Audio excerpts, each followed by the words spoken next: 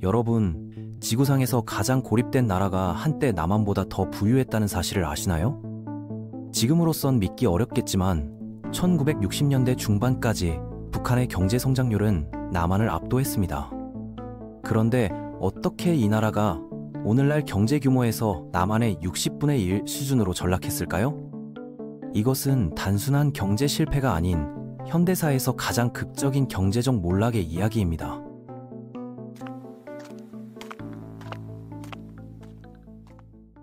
현재 북한의 경제 상황을 먼저 살펴보면 그 참혹함이 더욱 명확해집니다.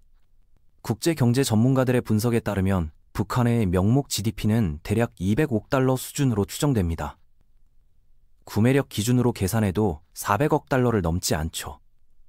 이 수치가 얼마나 작은지 이해하려면 비교가 필요합니다. 미국의 작은 도시 하나와 비슷한 수준이라고 보면 됩니다.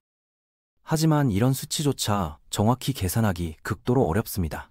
왜냐하면 북한은 신뢰할 만한 경제 통계를 거의 공개하지 않거든요. 게다가 북한 원화는 국제 외환 시장에서 거래되지 않아 실질적인 가치 평가가 불가능합니다. 경제학자들은 이를 경제적 블랙홀이라고 표현하기도 하죠. 그런데 정말 놀라운 것은 이 나라가 과거에는 전혀 다른 모습이었다는 점입니다. 1953년 한국 전쟁이 끝난 직후 북한은 오히려 남한보다 훨씬 유리한 출발선에 서 있었거든요. 당시 북한이 가졌던 장점들을 살펴보면 정말 인상적입니다. 우선 풍부한 지하 자원이 있었어요. 석탄, 철광석, 구리, 아연 등 산업 발전에 필수적인 광물 자원들이 풍부했죠. 남한에는 이런 자원이 상대적으로 부족했습니다. 또한 북한은 중국과 소련이라는 강력한 후원자들의 전폭적인 지원을 받았어요. 이들은 기술 이전, 자본 투자, 산업 설비 등을 아낌없이 제공했습니다. 실제로 1950년대와 1960년대 초반 북한의 경제 성장률은 연평균 10%를 넘나들었습니다. 이는 당시 남한의 성장률을 크게 웃도는 수준이었어요. 북한 정부는 소련식 중앙계획 경제 모델을 도입했고 5개년 계획을 통해 체계적인 산업화를 추진했습니다. 첫 번째와 두 번째 5개년 계획은 놀라운 성과를 거뒀습니다. 항만시설 건설, 중화학공업 육성, 농업 생산성 향상 등 모든 분야에서 급속한 발전을 이뤘죠. 당시 북한을 방문했던 외국 관찰자들은 동양의 새로운 산업 강국이라고 평가하기도 했습니다. 그런데 1960년대 중반부터 상황이 달라지기 시작했습니다. 네 번째 5개년 계획을 실행하면서 처음으로 목표 달성에 실패한 거예요. 여기에는 여러 복합적인 요인들이 작용했습니다. 가장 중요한 변화는 국제 정치 환경이었습니다. 중국과 소련 사이에 이념 갈등이 심화되면서 북한은 어려운 선택을 해야 했어요. 두 강대국 모두의 지원을 받기 위해서는 미묘한 균형을 유지해야 했는데 이 과정에서 오히려 양쪽 모두로부터의 지원이 감소하게 됐습니다. 동시에 미국의 대북 압박이 강화됐어요. 베트남 전쟁이 한창이던 시기 미국은 공산주의 확산을 막기 위한 도미노 이론에 따라 북한에 대한 견제를 강화했습니다. 이에 북한은 국방비 지출을 급격히 늘릴 수밖에 없었죠. 여기서 북한이 저지른 치명적인 실수가 드러납니다. 1960년대 후반부터 북한은 국가 예산의 25%를 군사비로 지출하기 시작했어요. 이 비율이 얼마나 과도한지 이해하려면 다른 나라와 비교해봐야 합니다. 미국도 막대한 군사비를 지출하지만 연방정부 예산 대비로는 약 54% 수준입니다. 언뜻 북한보다 높아 보이지만 여기서 중요한 차이점이 있어요. 미국은 연방제 국가라서 주정부와 지방정부가 별도의 예산을 운영합니다. 교육, 치안, 도로 건설 등 많은 공공서비스가 이들 예산으로 처리되죠. 따라서 미국의 실질적인 군사비 비중은 전체 정부 지출의 30% 미만입니다. 더 중요한 건 미국은 시장경제 국가라서 정부 지출이 전체 경제에서 차지하는 비중이 상대적으로 작다는 점이에요. 결과적으로 미국의 군사비는 GDP의 3.2% 정도에 불과합니다. 반면 북한은 중앙계획 경제체제에서 정부가 모든 경제활동을 통제합니다. 따라서 정부 예산의 25%라는 것은 사실상 전체 경제의 20% 이상을 군사비로 쏟아붓는다는 의미였어요. 이는 경제학적으로 지속 가능하지 않은 수준이었습니다. 이런 과도한 군사비 지출의 결과는 곧 나타났습니다. 1965년 역사적인 전환점이 찾아왔어요. 남한의 경제 성장률이 처음으로 북한을 추월한 겁니다. 당시만 해도 남한의 전체 경제 규모는 여전히 북한보다 작았지만 성장 속도에서 확실한 차이가 나기 시작했죠. 1970년대 들어서면서 북한의 경제 문제는 더욱 심각해졌습니다. 야심찬 개발 계획을 유지하기 위해 해외 차입에 의존하기 시작했어요. 처음에는 공산권 국가들로부터 우호적인 조건으로 자금을 빌릴 수 있었지만 점차 서방 금융기관들로부터도 상업적 차관을 도입해야 했습니다. 문제는 이렇게 빌린 돈이 생산적인 투자로 이어지지 않았다는 점입니다. 상당 부분이 군사비와 정치적 과시용 프로젝트에 사용됐거든요. 평양의 거대한 기념비들과 지하철 시스템, 대규모 군사 퍼레이드 등이 이 시기에 만들어졌어요. 1980년 북한 경제에 결정적인 타격이 가해졌습니다. 대규모 외채 상환 불능 사태가 발생한 거예요. 국제 신용 등급이 급락하면서 새로운 차입이 거의 불가능해졌죠. 설상가상으로 이 시기에 심각한 가뭄까지 겹치면서 농업 생산량이 급감했습니다. 이때부터 북한은 중국과 소련에 대한 의존도를 더욱 높일 수밖에 없었어요. 하지만 이런 의존적 관계는 북한의 자립적 발전 능력을 더욱 약화시켰습니다. 자체적인 기술 개발이나 산업 혁신보다는 외부 지원에만 의존하게 된 거죠. 그런데 1991년 북한에게 치명적인 사건이 발생했습니다. 소련이 붕괴한 거예요. 북한 경제의 가장 중요한 생명줄이 끊어진 셈이었습니다. 소련은 북한에 저렴한 원유와 비료를 공급하고 북한의 광물 자원을 구매하는 핵심 파트너였거든요. 북한 정부는 급히 새로운 경제 계획을 발표했습니다.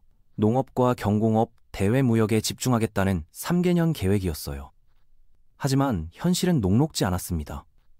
소련으로부터 받던 비료 공급이 중단되면서 농업 생산량이 급감했고 누적된 외채 때문에 새로운 무역 파트너를 찾기도 어려웠어요. 더 심각한 문제는 기술적 역량의 부족이었습니다. 수십 년간 소련과 중국의 기술에만 의존해온 결과 자체적인 기술 개발 능력이 크게 뒤처져 있었거든요. 현대적인 산업 설비를 스스로 만들 수도 없고 외국에서 수입할 자금도 없는 상황이었죠. 이런 절망적인 상황에서 북한은 상상할 수 없는 선택을 했습니다. 자본주의적 요소를 부분적으로 도입하기 시작한 거예요. 물론 북한식으로 포장해서 말이죠.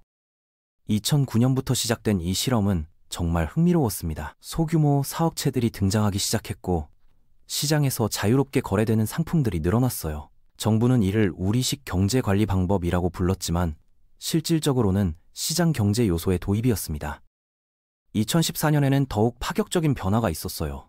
기업법이 개정되면서 국유기업 관리자들에게 상당한 자율권이 부여됐습니다. 해외 무역과 합작 투자에 참여할 수 있게 됐고 심지어 비정부 자금원으로부터 투자를 받을 수도 있게 됐죠. 가장 놀라운 변화는 인센티브 구조였습니다. 국유 기업들이 총 생산량의 20에서 50%를 국가에 납부하고 나머지는 시장 가격으로 자유롭게 판매할 수 있게 된 거예요. 기업 관리자들은 효율적인 경영을 통해 개인적인 이익도 얻을 수 있었습니다. 하지만 이런 개혁 시도도 근본적인 한계에 부딪혔습니다. 국제 제재가 계속 강화됐거든요. 핵 개발과 미사일 실험을 계속하면서 얻은 결과였죠. 2016년 이후 유엔 안보리의 대북 제재는 이전과는 차원이 다른 수준이 됐습니다. 현재 북한의 상황을 보면 경제 개혁 실험이 여전히 진행 중인지도 불분명합니다. 코로나19 팬데믹 이후 국경을 완전히 봉쇄하면서 중국과의 교역마저 크게 줄어들었거든요. 여기서 남한과의 비교는 더욱 극명해집니다. 1953년 같은 출발선에서 시작했던 두 나라의 현재 모습을 보면 정말 충격적이에요. 남한은 북한과 달리 천연자원이 부족했습니다. 중국과 육지로 연결되지도 않았고 북한처럼 막대한 외국 원조를 받지도 못했어요. 하지만 남한은 민간 기업 육성과 수출 주도 성장 전략을 택했습니다. 1960년대부터 시작된 경제개발 5개년 계획은 북한과 달리 실용적이고 현실적인 목표를 설정했어요. 교육에 대한 투자도 꾸준히 늘렸고 해외 기술 도입과 인력 양성에도 적극적이었습니다. 결과는 명확합니다. 오늘날 남한의 경제 규모는 북한의 60배가 넘어요. 1인당 GDP로 보면 그 격차는 더욱 벌어집니다. 남한은 세계 10위권의 경제 대국이 됐지만 북한은 여전히 최빈국 수준에 머물러 있어요. 더 아이러니한 것은 남한이 이런 성장을 이루면서도 북한의 끊임없는 군사적 위협을 감당해야 했다는 점입니다. 분단 상황에서 남한도 상당한 국방비를 지출해야 했지만 그것이 경제 성장의 발목을 잡지는 않았어요. 그렇다면 북한의 미래는 어떻게 될까요? 현재로서는 매우 불투명합니다. 북한은 일종의 악순환에 빠져 있어요. 경제적 어려움을 돌파하기 위해 핵과 미사일 개발에 매달리지만 이것이 오히려 더 강한 제재를 불러와 경제를 더욱 어렵게 만드는 구조죠. 국제사회에서는 이를 북한 딜레마라고 부릅니다. 마치 슈퍼마켓에서 울고 있는 아이가 사탕을 얻기 위해 더 크게 우는 것과 비슷한 상황이에요. 단기적으로는 관심을 끌 수 있지만 장기적으로는 더 큰 문제를 만들어내는 거죠.